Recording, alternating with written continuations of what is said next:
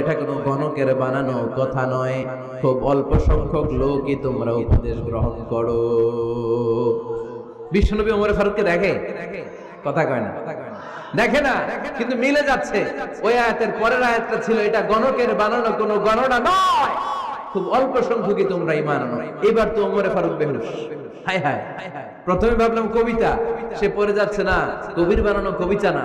এরপর মনে মনে ভাবলাম মনে হয় গণক, সে বলে না এটা গণকের বানানো গণনা নয়। তাহলে এটা কি? এটা কি? কি এটা?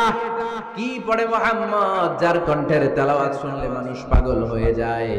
বিষ্ণুনবী তখন পড়তে আরম্ভ করলেন, তানজিলুম মির রাব্বিল আলামিন।